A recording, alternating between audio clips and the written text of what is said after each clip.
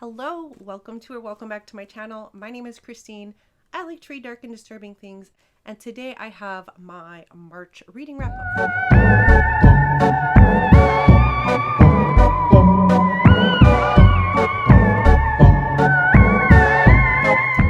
So in March, I read 9 books / graphic novels, and I owned 6 of those. So for my Read What You Own challenge, I got 6 more books under my belt. Don't ask me where I'm at right now. It's, I think, around 20 books, somewhere around there.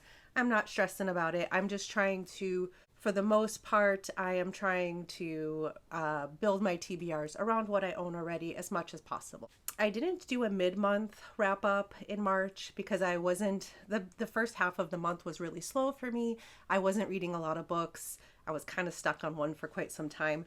And for that reason, this might be a little bit longer. I'm going to try to talk really quickly. And there was a pirate vlog that I did that includes 3 of these books where I talk about them more in depth.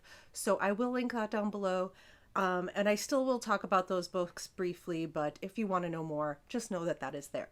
So let me consult my handy dandy, so say notebook, my handy dandy reading planner, which I made it like a secret garden theme this month, which I thought was fun. And the first book that I read was Child Thief by Brom.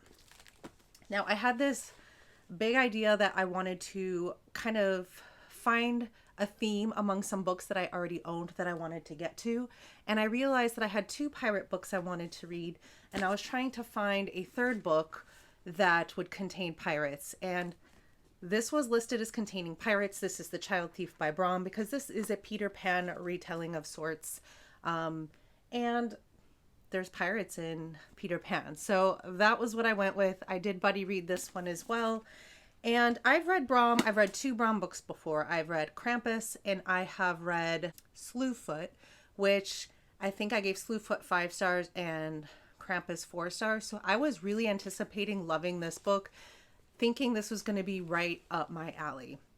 I'm always asking for more dark horror adjacent type fantasy, and this is what that was. This delivered. This is a very dark retelling of Peter Pan. And when I say Peter Pan, I have not read the book. I've only seen the Disney adaptation. So I'm not sure how closely it follows the actual book, but it was very loosely based on Peter Pan and what we know of it. We have this fae-like creature named Peter Pan, and we get a little bit of his backstory as to how he became who he is and how he ended up in what I've always known as Neverland. However, it is called Avalon in this book. I actually found his whole backstory pretty interesting. But after that, we start kind of getting into why he's called the Child Thief and what he's doing. So he is going into modern day. This takes place in modern day, and he is essentially kidnapping kids in a way, or kind of Pied Pipering them on into Avalon, and it's unclear why he wants to take these children, but he definitely focuses on children who have a very rough upbringing, who feel like they've been abandoned by their parents or just feel alone in this world. They're living pretty rough lives. So he convinces them to go to this world, and he says, you know, this world is full of magic and there are no grown-ups. What he doesn't mention is that this world is also full of danger, and it seems like everyone there is out for themselves. And the story just kind of continues from there. You end up learning the whole backstory of how this world has kind of turned into what it is now, and why all these different groups of people within this world do not get along. For me, this was a miss. It ticked all the boxes that I thought I would want. It was a very dark retelling. It's a fantasy book. There are horror elements to it, but it was just, I don't even know how to put my finger on it. I do remember at the end, I just thought there was so much gratuitous violence, and to the point that I was so desensitized from it that I just didn't even care. I really had to push myself through this book, and I'm not too sure why, but my buddy who also read this with me agreed. We didn't have the best time with this one. I am giving it probably a 2.5-star, rounded up to 3 for Goodreads. Not sure why it didn't work for me, and I'm sure that a lot of people will really enjoy this still. It just didn't click with me for whatever reason. Next, I read Batman 3 Jokers, which was a graphic novel, so I won't get into that, but just for the sake of having the numbers kind of add up at the end, that's where that number came from. I then read Flesh by Richard Laymon. This was the Laymon of the month. If you're following along with Kelsey from Slime and Slashers on her Discord, we're reading a Laymon book every month, and this month was Flesh. I ended up listening to this one because I don't actually own a hard copy of it, and this is about a fleshy worm-like creature. I'm not sure if it is a parasite or an alien or whatever it is that ends up inside different people, and it makes them act very violent. As true with every Laymon I've read, it was fairly ridiculous in an interesting way, I would say, and it had a lot of weird sexual situations. I thought this was an interesting premise. We do spend a lot of time in one particular character's mind, and he is not the most likable of guys, of course. What I found a little bit weird was that all of his friends, like even his friends that are supposed to be like pretty good people, that they're just like, oh yeah, he's like that. He has these weird fantasies of hurting women and getting off on it. And that's just like accepted. Like, yeah, of course, who doesn't have a friend like that? I thought that was a little weird, but it is pretty much par for the course when it comes to Laymon. I thought this book was okay. I really wanted to see this thing hop from person to person to person, especially at one point there is a child kind of brought into the story, and I was like, oh man, it would be so cool if she went on a killing spree. Spoiler alert, she did not, and I felt like it could have just gotten more ridiculous and I would have been there for it. It was okay. I probably give this a 3.5, rounded down to 3. And I read In the Lives of Puppets by TJ Klune. I have this a very cool Fairy Loot edition. I absolutely love the colors on the spine. This is an author I have read twice before. I read House in the Cerulean Sea, which I absolutely loved. I gave it 5 stars. And then I read Under the Whispering Door, I believe it's called, and I really disliked that. Really disliked that story. So I was like, how can I go from a 5-star author to a book? I don't remember what I gave it, but in my mind now, I think that book is worth like a 2-star. I was like a little nervous because I'm like, I want TJ Klune to redeem themselves in this book. And this was it was listed as a Pinocchio retelling. I think that's kind of a very loose interpretation. It is not, I mean, while there are definitely elements of a Pinocchio retelling in here, you're not going to just get that same story rehashed. So I wouldn't worry too much about that. Like, it is, I think, loosely based off Pinocchio. So this book is about our main character, Vic, who lives with his father and 2 robot friends. So already you could tell that this is very much different. His father is actually a robot, but looks very human and could pass as human. And his 2 friends, one of them is a Roomba named Rambo, and he is like this super anxious little robot who is very insecure and always just trying to fit in. And the other robot is Nurse Ratchet, who is a nurse, like medical bot, or she was at some point before she was decommissioned. So Nurse Ratchet, RATCHED, like they each stand for something. It stands for Nurse Registered Automaton to Care, Heal, Educate, and Drill. Of course, Nurse Ratchet is a nod to The Nurse in One Who Flew the Cuckoo's Nest, which is a book I absolutely loved. So I thought that was humorous already, and she definitely has a penchant for wanting to hurt people in a fun way. Like, she always wants to be able to use her drill, but she's always being told, no drilling, no, we're not drilling in this situation. So this book is about this found family, and Vic is brought up with these robots because one day his parents dropped him off with his now like adopted father and was like, can you please watch him? We will be right back. Like they were in danger. They were running from something and they never came back. So Geo has brought him up as his own son, and this is like a fun little found family. They are living in the middle of the forest somewhere, very much secluded from the rest of the world, and this is the only life that Vic has known. One day him and his friends go to like what sounds like a garbage dump, where they find pieces of a decommissioned robot that they bring back, and Vic, who likes to tinker with things, who loves to make things, has decided to make it his project to bring this robot back to life.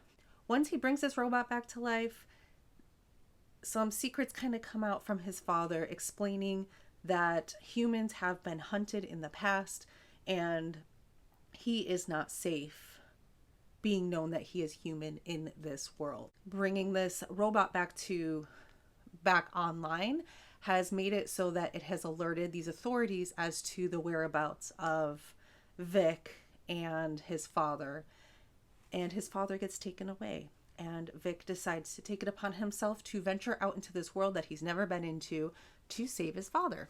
This was a very different story from anything I ever read. I don't read anything sci-fi. I don't ever read about robots or anything like that. And I just thought it was a super fun idea. There was a lot of humor in this, which I think for some people can go one way or the other. There were times I thought it was laying it on a little thick, a little bit cheesy, but I was okay with it. I felt like it was trying to lighten the mood. It didn't, for me, cross the line into super annoying, but humor is subjective, so I think it just depends on the reader. For me, the setup of this story and the beginning was its strongest part. Once they kind of set off on their adventure, I felt like things moved very quickly and we didn't really get to explore the world in the way that I would have liked to have seen it. Like I felt like it should have been a much slower journey, almost like Wizard of Oz, like where he is going out for the first time in this world that is completely unknown to him. And I just wanted to see a little bit more of that world and how Victor perceived it. There were also a few kind of underlying notes of romance that I felt like were not necessary in this book. For me, the strong points of it were being found family, friendship, and the love in this book should have been between friends and family. I don't think we needed to introduce any kind of romantic partner in this. And I will say that it doesn't go all the way into the romance department, but it definitely starts hinting and going there. And I was like, why are we doing this? We don't need to have this in this book. I also felt like the ending was a little bit drawn out, but overall, I had a good time with this. I don't usually rate things quarter stars, but I think it is definitely better than a 3.5 star, not quite a 4 star, probably around 3.75. I will round it up to 4 for Goodreads. I do think that the concept of this book was really strong and it could have used a little more tweaking to make it just a little bit better. But if you're looking for a found family, fun, sci-fi adventure with some humor, I think you should give this one a shot. Definitely redeemed himself from Under the Whispering Door for me. The next book I read was also part of my pirate vlog, and that was Tress of the Emerald Sea by Brandon Sanderson. This is my first time reading Brandon Sanderson, and the reason that I picked this one up is that I heard it was a standalone. I know that a lot of his fantasy books are part of a much bigger world or a series, and I was kind of intimidated by that, but I wanted to give this one a try. I went in knowing nothing about it, other than that there were pirates. I found this to read very much like The Princess Bride, and the only reason for that, it's not that the story is Princess Bride adjacent, it was more the narration style. We are kind of hearing this from the point of view of the cabin boy on this boat and his like internal monologue and the way that he's telling the story and breaking the fourth wall really reminded me of the grandpa telling the story in Princess Bride. Turns out when I read the post note at the end of this, or the the author's note, this was very much intentional, and this is what he was trying to get across. I did not know that going in, so it absolutely worked for me.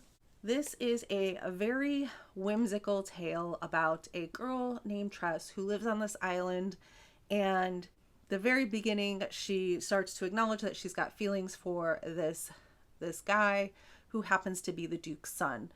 The Duke decides that he wants to send his son out to get married to someone for, economical gain, and while they are gone, this boy gets kidnapped by an evil sorceress, and Tress decides that she is going to go out, since no one else in his family is going to bother trying to rescue him. She is going to go out on her own and do that, even though she's never left the island. This ends up having her on a pirate ship at some point, and the adventure goes from there. This is just a very whimsical, fun story. I feel like this is the perfect palate cleanser if you're looking for something kind of light and fluffy in between heavier reads. It never really takes itself too seriously, and I thought it was just a fun time. There are some elements in this that make it a little bit different, that make this world a little bit different, and that is, even though they are pirates out in the ocean is not made of water, but it is made of these spores, and depending on which part of the lands you are in, the spores are different colors, and they have different properties, and they're very dangerous. So I thought that was kind of a unique spin on this whole, just making you feel like you're in a different world altogether. We do kind of go into the backstory of all of our characters and kind of get to know them. It is very much a found family. It's just a good time. I actually thought that this read like it could be a middle grade or a YA book, not in a way that the characters are immature, but it is just told in a very simple style that's really easy to pick up, and it didn't tackle any topics that were like too adult. So I feel like this I feel like you could be any age and read this book and enjoy it. So I ended up giving this 4.5 stars. I don't think it's the perfect book, but it was the perfect at the time after reading Child Thief, and I really needed something to cleanse the palate and get me back into reading. This one absolutely did this, so I had a really good time with this. Next up, it was The Week of Weird, and that is hosted by Crystal over at Fiber Artsy and Jason from Jason's Weird Reads. And I wanted to find a couple of books that I owned that I could get done in that time period that were going to be weird. And this book has been sitting on my shelf for quite some time. This is The Haar by David Sodergren, and I feel like I owe this book an apology because I saw this cover and I was like, yeah, this looks like a creature feature type book, which it is, but I thought it was going to be, I don't want to get in shit for saying this, but I thought this was going to be like a boy book, where it was just going to be monster attacking things, and that's it. I didn't know it was going to have any like emotion put into it or anything like that. So I think that's the reason I put off this book, and it was very much because of my bias against this cover, which after you read the book, the cover is actually phenomenal. They did an amazing job drawing this creature that we end up getting to know. Like, this is exactly the way it is described. So I understand why it's on the cover. It was just my own bias of thinking it was going to be one type of story, and it ended up not being that at all. So this is a story about Muriel. She is an 80-something-year-old woman who is a widow, and she lives in this very she lives in a small town in Scotland, kind of in a community where everybody has known each other forever. They're all kind of around the same age, and this big mean American rich guy comes in and is buying up all the land because he wants to turn this into, is it a golf course? I want to say it was a golf course. He wants to turn it into something where he can make money, some kind of resort. And Muriel has no reason to sell. It doesn't matter how much money you offer her. She knows that doesn't have much longer left in this life. She wants to spend what's remaining of her life in the house that she's always known, with her memories of her husband and it's a beautiful place to live. She has no use for money. She doesn't need money, so she just wants to stay there. And a lot of the people in this town feel the same way, but they start to get harassed to move and to sell. And one by one, they all start to sell their property off, and she's sticking to her guns. She's starting to see some horrible things happen to some of her friends that are kind of sticking to their guns as well. And it's like a full-on war against these elderly people in this community. One day she's out by the sea and she encounters this creature that looks like it is dying on the beach. She brings it into her house and tries to, help it, nurse it back to health. And it turns out that this creature might be more than what she thought it was. And they kind of develop this friendship of sorts. I was not prepared for the heart that this book would have. Absolutely loved having our main character be this older woman. I feel like we don't see that enough. And she was kind of like this tough as nails, just old Scottish woman. And I freaking loved her. She had sass. She was so cute. I loved her. So we had such an amazing main character. I do think that the antagonist in this book was above and beyond like ridiculously a caricature of, evil American with money comes in, and I didn't care. I didn't care that he was twirling his little mustache and villainry. It worked for this story. I had such a good time with this, and you get to see people get what's coming to them, and it is a fun time. No, it was not nuanced in any way, but the heart that this story had it captured mine, and I absolutely loved it. It was such a surprise how much I ended up liking this book, and that is why I owe it an apology, and I cannot wait to read more David Sodergren. I think I'm rating this a little bit high, but I don't care. I'm giving it 4.5 stars out of 5. The other book I read for Week of Weird is Patricia Wants to Cuddle by Samantha Allen. I ended up listening to this one, and this is a story about a bachelor type TV show that is being filmed. And so we have this bachelor that is kind of a scuzzy guy, and we have a handful of women who are, trying to win his affections and get chosen on this show. So they're kind of down to the final 5, I believe it is. And each of the women have like their own reason, like for wanting to win this show, and none of the reasons ever really include this guy. This guy is kind of a scuzz, but they all want to make it big on Glamstapics, I think they call it, or they all are trying to further their career in some way, and this is how they're going about doing it. They go to this island in the Pacific Northwest, and eventually things start kind of going wrong. People start going missing. So people are going missing, and kind of all hell breaks loose. This one for me didn't quite work, and it was probably just a my preference type thing, and that is because the majority of the story is revolving around this bachelor type show, and I am not into that kind of thing. So if you're into that kind of reality TV type show, then you probably will have a fun time with this. I kept waiting for it to go into where I knew it was eventually going to go, but it took so long to get there. It was too much about this bachelor type show, and I just did not care. I did not find any of the characters likable, except maybe one was tolerable, which I know is the point, but it just made for not a fun reading experience really for me. I just wanted it to get weird. I just kept waiting. I knew it was supposed to get weird, and I kept waiting for it to get weird, and it just took too long to get there for me. So I have to give this one a 3 out of 5 star. I also listened to a book called Remarkably Bright Creatures. This is by Shelby Van Pelt. And I had heard great things about this book. I did not know a lot about it going in.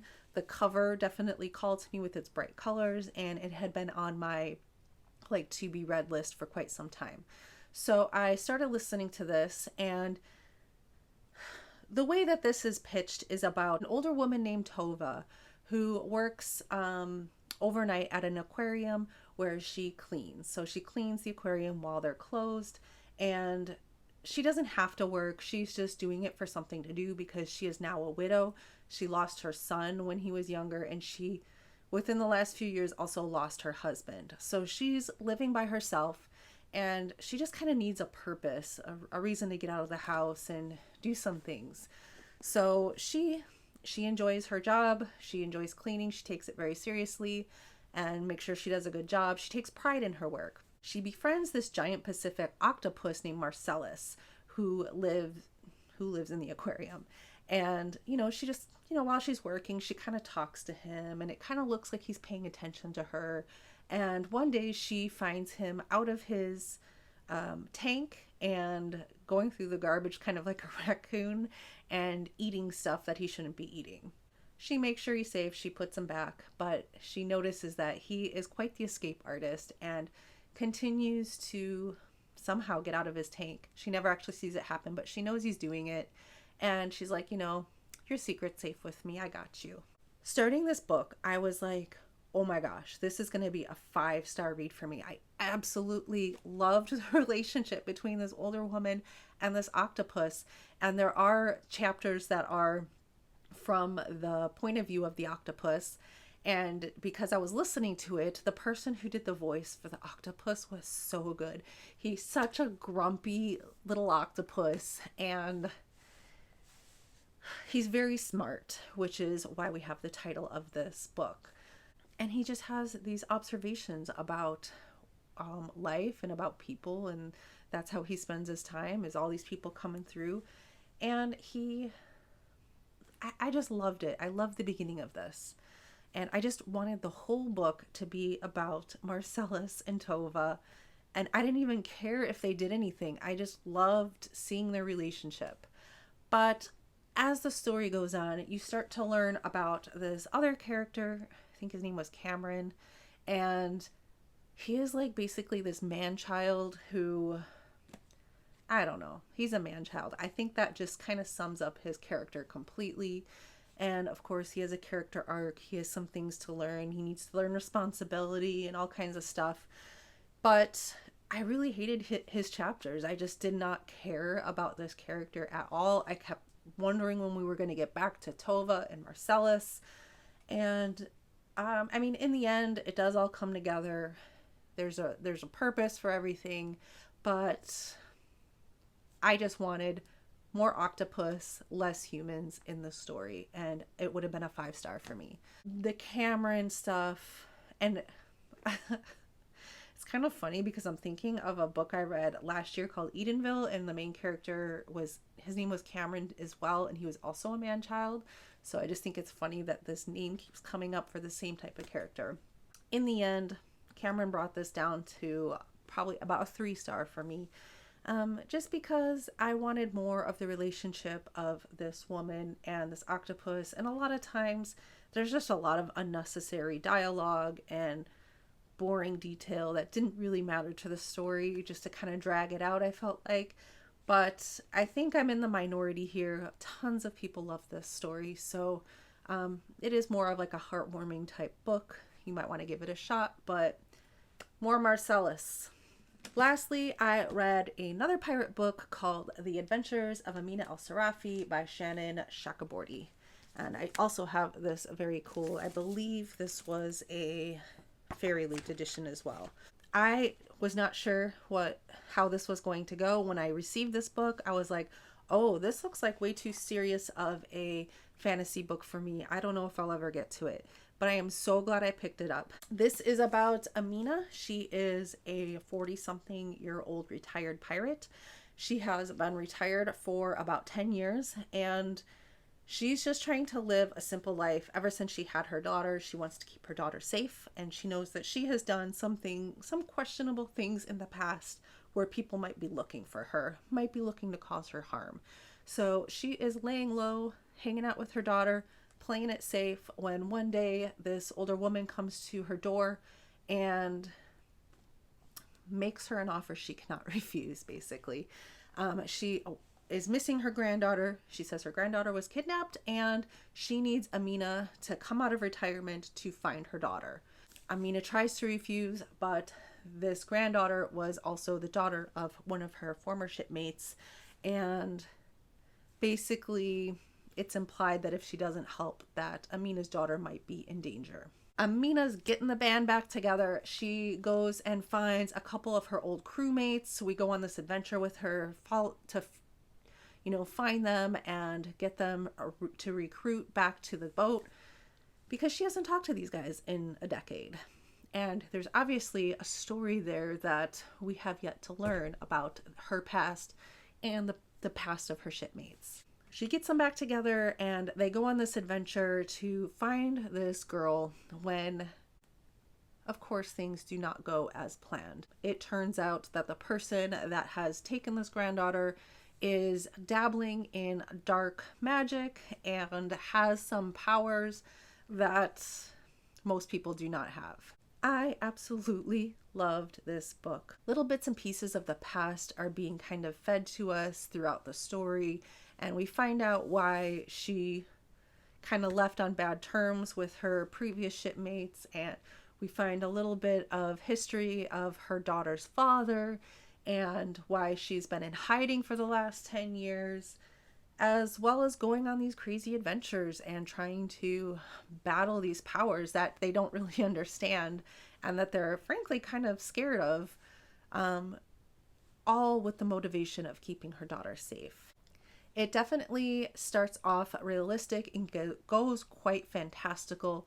I'd say a little bit more than halfway through, we've got some crazy sea creatures that are coming for her, kind of these epic battles, and I just thought it was a super fun time. I really loved having the character be in her 40s and not, usually when you get these kind of stories, we have people in their late teens, early 20s that haven't lived a lot of life, but Amina knows what's important in her life, is kind of getting back into the swing of things. So I absolutely love this story. I gave it 5 stars, and you can hear more of my thoughts if you check out that vlog that I will link down below. So my favorite 3 books this month were Tress of the Emerald Sea, The Haar, and The Adventures of Amina al-Sirafi. And this one, I believe, is going to have, this is book 1 of, I think, what's going to be a series, and I am very excited for it. And I kind of went out of my horror comfort zone and read some more fantasy, and I really had a good time with it. So I'm glad that I did that. I also learned that I need to read more David Sodergren. So that is everything I read in March. Let me know if you've read any of these, if you have any opinions on any of the things I read, or if you plan on picking up anything that I talked about today that you weren't aware of. I would also like to know if you are someone that has read a lot of Brandon Sanderson, where I should go from here. I was thinking that I should read the original Mistborn trilogy. I think that's where I go from here, but let me know if you think there's a better place for me to start. If you've made it this far and you don't have anything to say, but you just want to say hi, feel free to leave me a robot emoji down below as kind of a nod to In the Lives of Puppets. And I will be back with another book-related video in the future. Thank you guys so much for watching, and as always, stay spooky.